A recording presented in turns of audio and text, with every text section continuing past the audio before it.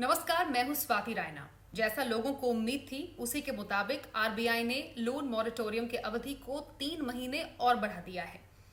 इसका मतलब ये हुआ कि अगर आपने कोई टर्म लोन लिया है, जैसे होम लोन या ऑटो लोन, तो आपको अपनी ईएमआई पर अब 3 महीने की और मोहलत मिल गई है। पहले यह मोहलत मार्च से 31 मई तक की थी, जिसे 3 महीने और बढ़ाकर 31 अगस्त तक कर दिया गया है।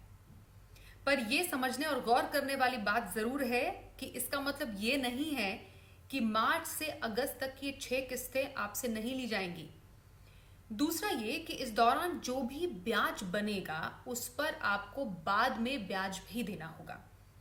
ये समझ लीजिए, लोन मॉरेटोरियम का मतलब ईएमआई वेवर नहीं होता है।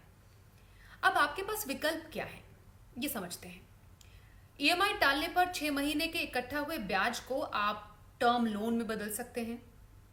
आपका बैंक आपको कुछ विकल्प दे सकता है, जिसमें पहला विकल्प ये हो सकता है कि मॉरेटोरियम पीरियड में किस्त नहीं देने पर जो ब्याज बनता है उसका एकमुश्त भुगतान आप मॉरेटोरियम अवधि खत्म होने पर कर दें।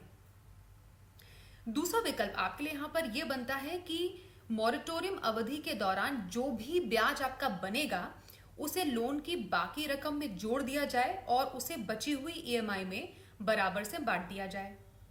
तीसरा विकल्प यह है कि ईएमआई को न बदला जाए, लेकिन लोन की अवधि यानी लोन टेन्योर, टाइम टेन्योर को बढ़ा दिया जाए।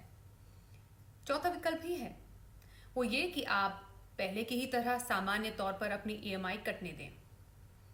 अब आप में से कई लोगों के दिमाग में बात चल रही होगी कि आपके लिए मॉरेटोरियम सही है। तो मॉरेटोरियम किसके लिए? हर किसी की स्थिति के अनुसार इसका जवाब अलग हो सकता है।